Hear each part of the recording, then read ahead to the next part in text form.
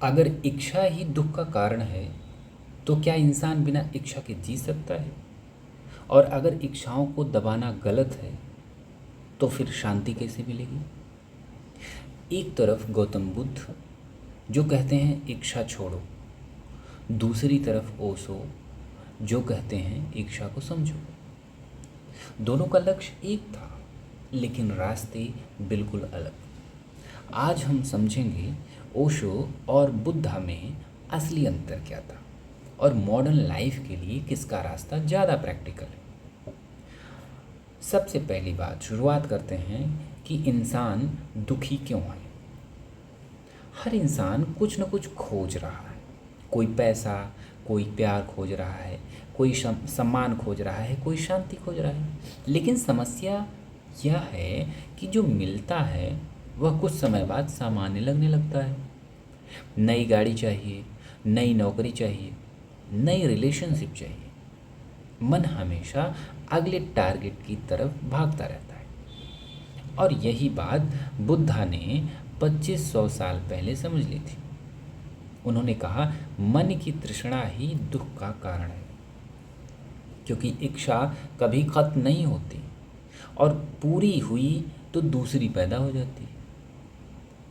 अब अगर बुद्धा के रास्ते की बात करें तो बुद्धा का रास्ता बहुत शांत है। वे कहते हैं दुनिया को बदलने की कोशिश मत करो, पहले अपने मन को समझो। जब इंसान हर चीज़ से अटैचमेंट बना लेता है तभी दुख पैदा होता है, क्योंकि दुनिया की हर चीज़ बदलने वाली है।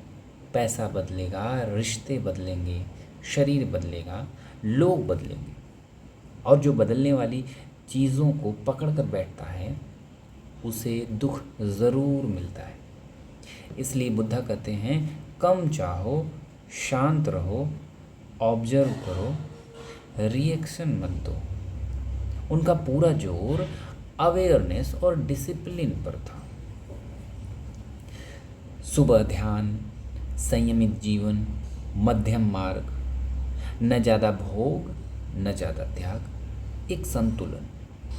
बुद्धा का रास्ता शुरुआत में कठिन लगता है क्योंकि उसमें ईगो को कंट्रोल करना पड़ता है। वहीं जब ओशो के रास्ते की बात करते हैं तो एक बात कि ओशो मॉडर्न दुनिया के आदमी थे।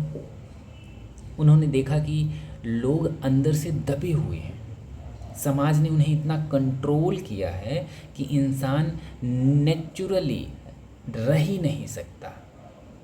लोग हंसना चाहते हैं लेकिन इमेज बचाते हैं, रोना चाहते हैं लेकिन स्ट्रांग बनने का नाटक करते हैं, इच्छाएं हैं लेकिन गिल्ट महसूस करते हैं।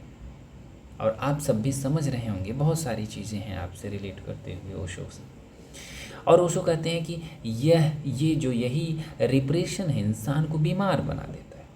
वे कहते हैं इच्छा जो दबाते हैं, यानी इच्छाओं को मत दबाओ, ये ओशो कहते हैं। उसे अवेयरनेस से समझो।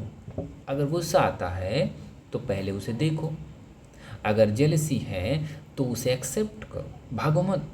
ओशो फ्रीडम की बात करते हैं। वे कहते हैं भीड़ मत बनो, इंडिविजुअल बनो।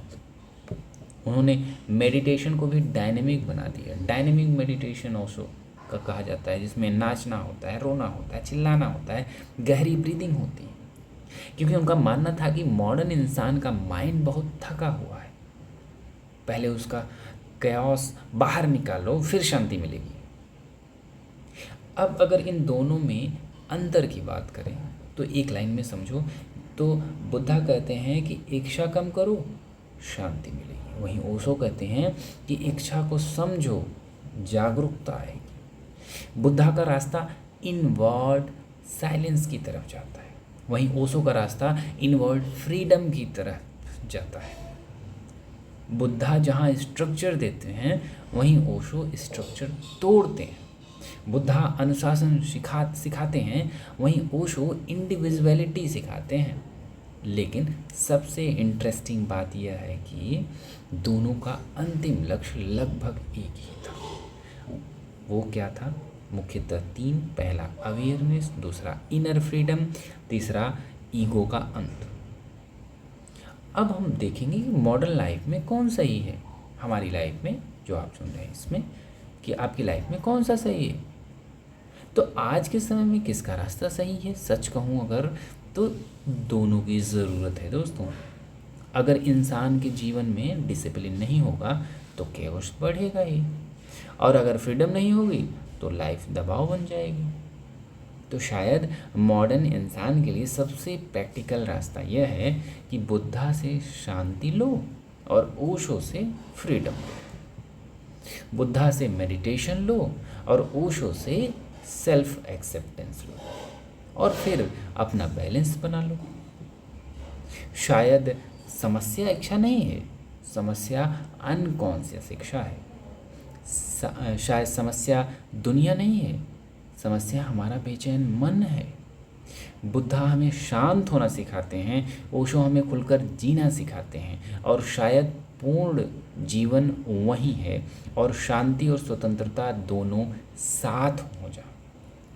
और अगर आपको ऐसी डीप कॉन्सेप्ट वीडियो पसंद है तो चैनल ज़रूर सब्सक्राइब कर लीजिए, क्योंकि यहाँ हम हिस्ट्री के साथ साथ माइंड को भी रीड करेंगे, समझेंगे। ओके, मिलते हैं दोस्तों अगले वीडियो में, तब तक के लिए धन्यवाद।